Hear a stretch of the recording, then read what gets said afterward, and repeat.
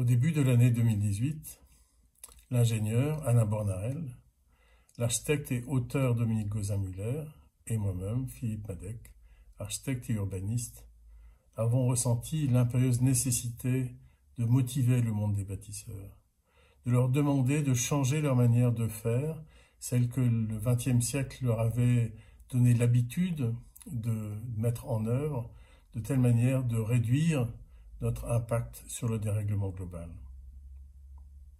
En 2018, pour la première fois, l'ONU a rendu public des chiffres globaux qui montrent à quel point le monde des bâtisseurs, la construction, l'usage des bâtiments, mais aussi les infrastructures, étaient lourds de conséquences sur le dérèglement global. 40% des émissions de gaz à effet de serre viennent de la construction et des bâtiments.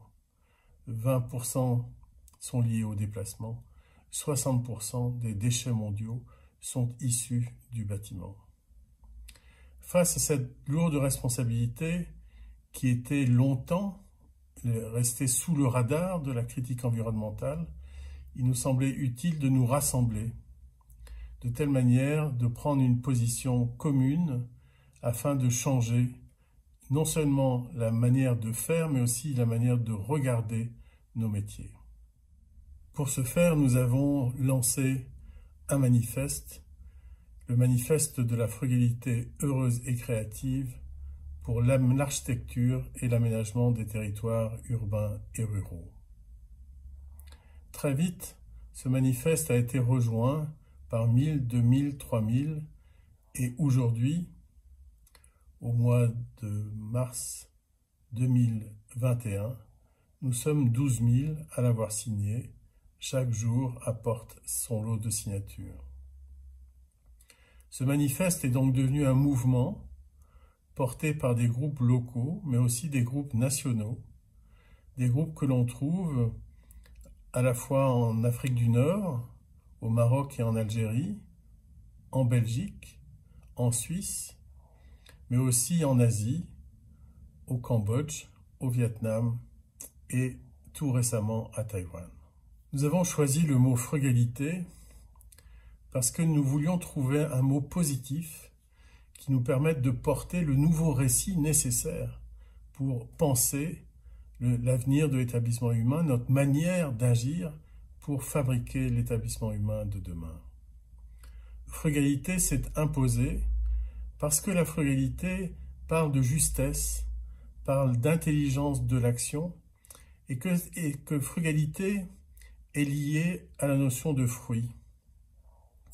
Il y a, bien sûr, dans nos langues européennes, frugalité, frugality, frugalidad, frugalita, il y a ces origines latines communes, c'est dans le mot frux, frugis, frugem, qui veut dire le fruit. La frugalité, c'est la récolte des fruits de la terre. Et c'est une récolte juste, une récolte qui ne blesse pas la terre et qui rassasie ceux qui la font.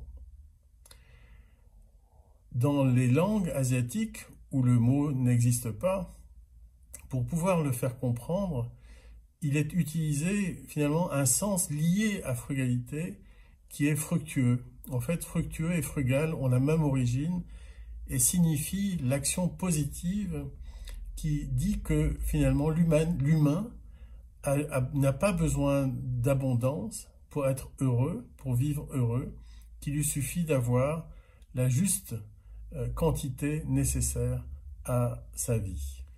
Ces milliers de signatures montrent bien qu'il existait un peuple de l'éco-responsabilité.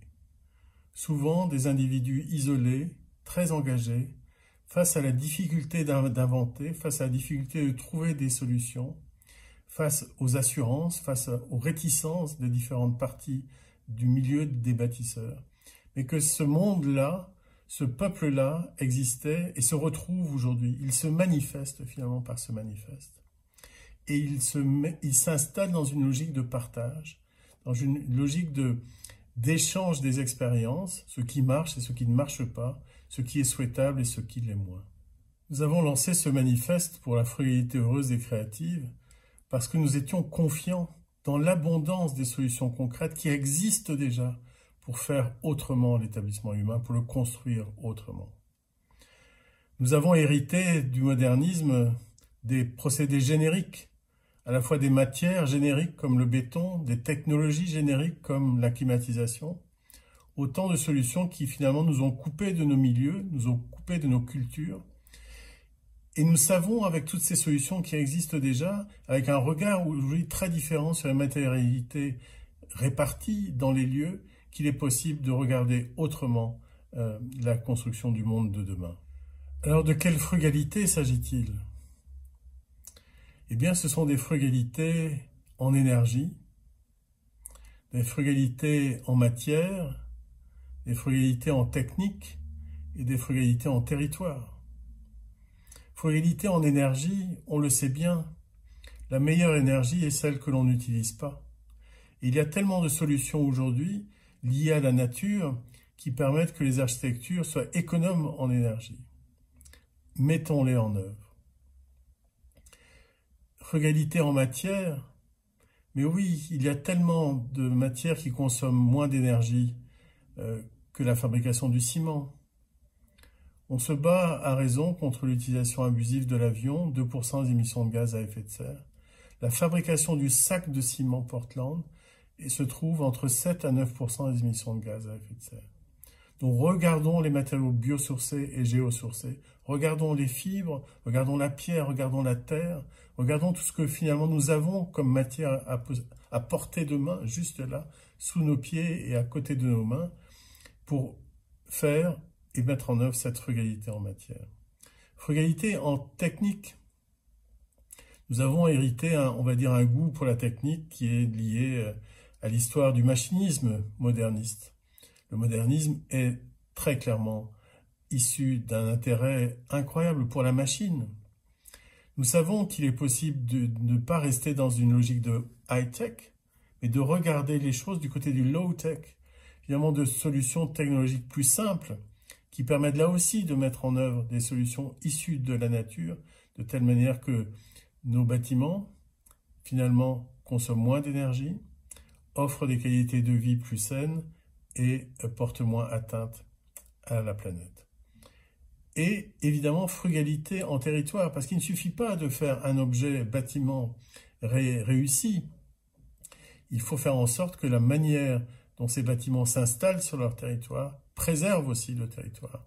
Finalement, préserver le sol, n'est-ce pas préserver la terre, soil, earth, land, ces mots finalement disent ensemble cette notion de terre. Donc voilà, il faut non pas mettre seulement en jeu une frugalité de technique ou de matière ou d'énergie ou de territoire, mais mettre en œuvre de façon interdépendante toutes ces dimensions de la frugalité. La frugalité n'est pas un style, la frugalité n'est pas une charte, c'est avant tout une éthique, une manière de se tenir, de se positionner dans l'action et de prendre des décisions de telle manière de préserver le vivant, que ce soit le vivant humain, non humain et bien sûr la terre. En ce sens, la frugalité émancipe, elle nous libère des dictats qui étaient donnés justement par les styles et nous met face à la richesse du monde tel qu'il nous est donné. Donc aujourd'hui, pas de style, des manières de faire qui chaque fois sont nourries par ce qu'apportent les lieux, ce qu'apportent les cultures, ce qu'apportent les milieux. Cette émancipation, cette libération finalement de l'action de l'aménagement du territoire, de l'urbanisme, de l'architecture, du paysage, nous permet de travailler au plus près de la vie des gens. L'enjeu, ça n'est pas de faire des grandes œuvres, comme les architectes peuvent le dire. L'enjeu n'est pas de faire des grands musées ou le plus grand centre commercial.